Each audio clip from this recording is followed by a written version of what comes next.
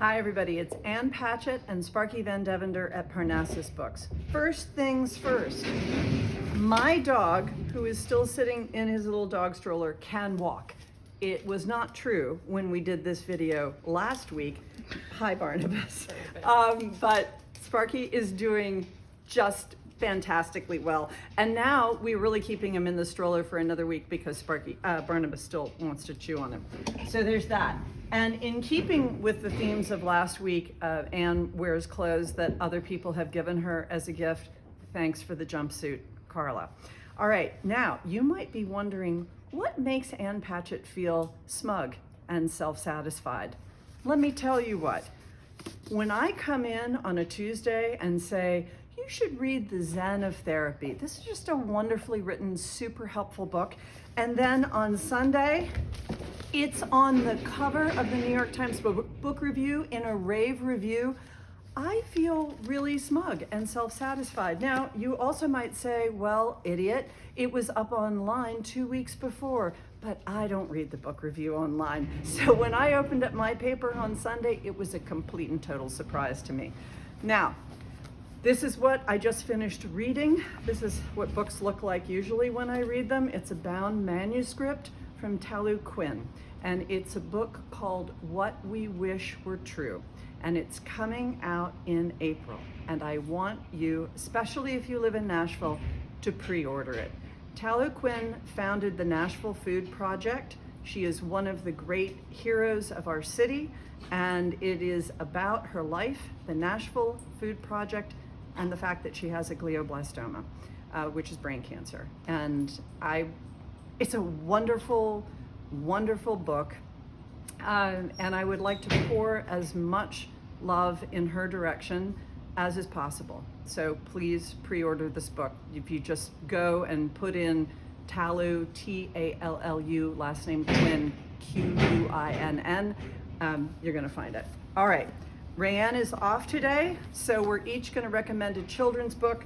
My choice is Draw Your Day for Kids, How to Sketch and Paint Your Amazing Life. I would like to be able to sketch and paint my amazing life, so this is what I recommend. My pal Isabel Allende has a new book out, Violetta, and we have signed copies. I love Isabel. And then there are a whole raft of terrifically exciting books today about being an immigrant, being an American, coming to this country and making this country a better place. 12 Steps to Changing Yourself in the World, an Abolitionist Handbook, Home in the World, and Go Back to Where You Came From, and other helpful recommendations on how to become an American.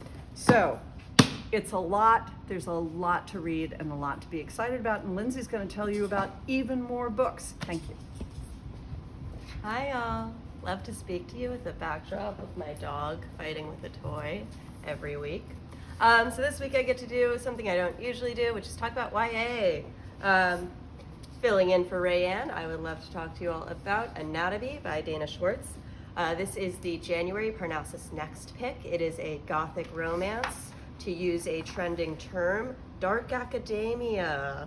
It's kind of a play on Mary Shelley. Check it out. It's also a Reese YA book club pick. Over in adult reads, we have a couple of exciting books. I wanted to highlight some in the mystery, thriller, horror, sci-fi area.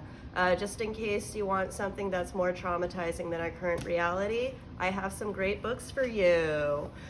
First, we have Devil House by John Darnielle.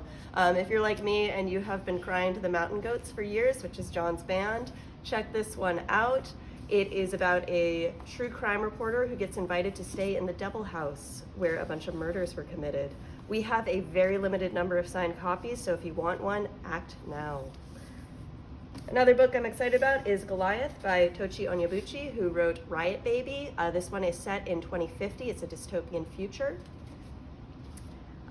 If Satanic Panic and dystopian futures aren't quite your vibe, I have some more traditional mysteries. We have Greenwich Park by Catherine Faulkner, which focuses on toxic female friendships. A woman befriends a slightly unhinged single mother. Things get a little wild from there. You might also check out The Fields by Aaron Young, which is a mystery that kicks off with a body found in a cornfield. Fast-paced, super riveting. Check it out. And up next, we have Elise. Hello, everyone. I have one of the children's books because, as everyone has said, Rayanne's not here and we miss Rayanne. She'll be back next week. So I picked Just Help. This is Sonia Sotomayor with illustrations by Angela Dominguez. And this is Just Help, How to Build a Better World. And this was influenced by Justice Sotomayor's childhood and how we can help our community become a better place. Wonderful. We also have a limited number of signed copies. They are signed by Justice Sotomayor, so get yours while they last. We have two really great events coming up. Tomorrow night we have Antoine Wilson, and we love Antoine. Mouth to Mouth is our first editions club pick. And not only this, but he's in conversation with the great Lindsay Lynch. So we're really excited about this event. And this book is fantastic, about a meeting of two people, just acquaintances, and the stories are such that they might be destined to be in some kind of relationship for a very long time. Mouth to Mouth. Wednesday, this is going to be at 6 o'clock, Facebook Live. And then Monday, this is a children's fiction, and this is The Visitors, and Greg Howard. We love Greg Howard. He lives here in Nashville, but of course a nationally known author. The Visitors.